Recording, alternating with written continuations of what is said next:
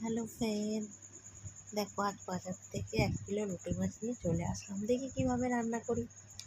প্রথমে লোটে মাছগুলোকে ভালো করে ধুয়ে নেব, জল একটা একটা করে ধোবো।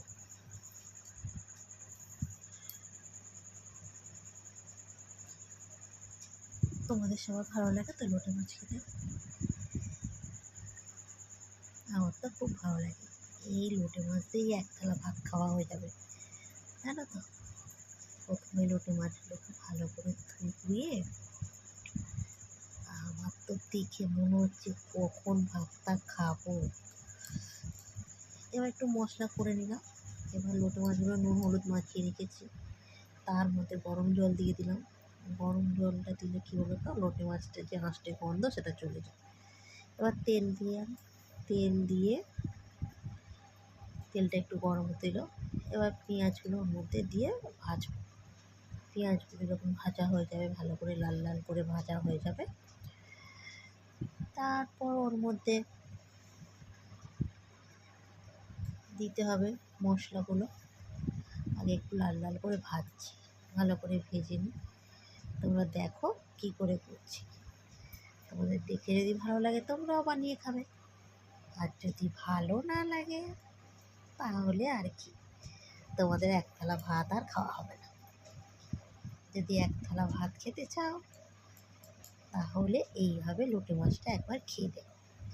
এবার মশলাটার মধ্যে দিয়ে দিলাম। পেঁয়াজটা ভাজা হয়ে গেছে। এবার মশলাটা দিয়ে এবার একটু ভালো করে কষে নেব।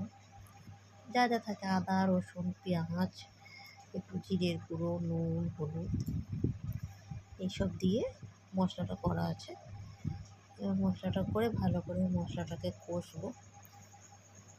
কষে আমরা একটু ঝাল খাই বলে বেশি করে একটু লঙ্কার গুঁড়ো দিয়েছি। তোমরা না খেলে কাঁচা লঙ্কাও দিতে পারো। এটা লঙ্কা গুঁড়ো দিয়েছি, কাশ্মীরি লঙ্কা গুঁড়ো দিয়েছি, তাহলে একটু রঙটাও হয়। এবার এটা ভালো করে কষতে হবে। একটু জিরের গুঁড়ো দিলাম, দিয়ে ভালো করে এবার কষবো। একটু আঁচটা কমিয়ে এটাকে ভালো করে কষতে হবে। এটা দিয়েই না ভাত খাওয়া হয়ে যাবে। এবার কী বলো তো, একটু আলুটাকে না সেদ্ধ করে নিয়েছি আলু দিয়ে। হ্যাঁ, এবার আলুটাকে সেদ্ধ করে ভালো করে মেখেছি। ওই মাখা আলুটাকে এবার এর মধ্যে দিয়ে দিচ্ছি, মশলাটার মধ্যে। এই আলুটা দিয়ে দিচ্ছি তো, আলুটা খুব ভালো করে মাখতে হবে, একদম নরম করে মেখে রেখেছিলাম সেটাকে মশলাটার মধ্যে দিয়ে দিলাম। এটা দিলে কী হবে বলে তো, মোটা হবে, যে গ্রেভিটা হবে সেটা খুব মোটাও হবে, আর খেতেও খুব ভালো লাগবে, আর অনেকটা বেশিও হবে। আলুটা দিয়ে এবার মশলাটাকে আবার ভালো করে কষাবো। অনেকক্ষণ ধরে ভালো করে কষে নেওয়ার পরে তারপরে ওর মধ্যে মাছগুলো একটা একটা করে দিতে হবে। এখন আমি ভালো করে এটাকে কষাই। আলুটাও দিয়েছি ওর মধ্যে। আলুটা দিয়ে অনেকটা মোটা টাইট হয়ে গেছে। এবার আলুটা দিয়ে অনেকটা বেশি হয়ে যায়। লোটে মাছ করলে তো অনেক অল্প হয়ে যায়, আলুটা দিলে অনেক বেশি হয়ে যায়।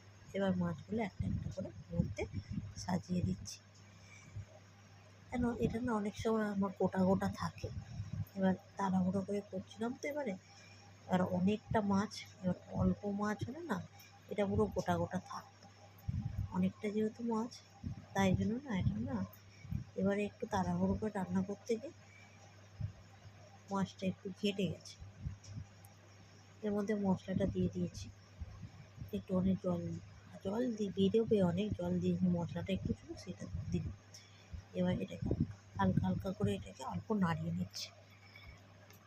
নাড়িয়ে না এটা কী হবে বলো তো, এটা হালকা হালকা করে নাড়ালে না মাছগুলো আর ভাঙে না। কিন্তু আমার যেহেতু অনেকটা মাছ আর কড়াটা বেশি বড় না, তাই জন্য না আমি নাড়া থেকে ভেঙে ফেলেছি, নয়তো কিন্তু মাছটা ভাঙে না। তোমাদের যদি অল্প মাছ হয় ওই রকমভাবে সাজিয়ে নেবে মশলাটার ওপর, একটা একটা করে সাজিয়ে আলতো আলতো করে নাড়াবে, আর একটুও জল দেবে না কিন্তু, অনেক জল বেরোয়, আলু আছে তো তাই জন্য অনেক জল বেরোয়। তারপর কিছুক্ষণ চাপা দিয়ে রাখবে, দেখবে অনেক জল বেরিয়ে যাবে, এক ফোঁটাও জল দেবে না।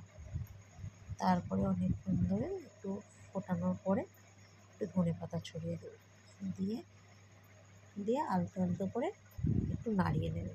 কিন্তু দেখবে গোটা গোটাই মাছটা থাকবে, মাছটা কিন্তু ভাঙে না। তোমরা আস্তে আস্তে করবে, আস্তে আস্তে নাড়াবে, দেখবে মাছটা ভাঙবে না। আর একটুও জল দেবে না, এক ফোঁটাও জল দেবে না, যেহেতু আলু আছে মাছটা দেওয়ার পর না অনেক জল বেরোবে, একদম এত জল বেরোবে তুমি মনে করবে যেন জল দিয়েছো। তাই জল না দিয়েই চাপা দিয়ে দেবে, চাপা দিলেই দেখবে অনেক জল বেরিয়ে গেছে। আর অল্প যদি মাছ হয় আস্তে আস্তে করে নাড়াবে, দেখবে গোটা থাকবে। এবার ধনেপাতাটা দিয়ে আমার ছোটো মাছ রেডি। এবার গরম ভাতে এটাকে খাবো, তোমরাও খেতে চাইলে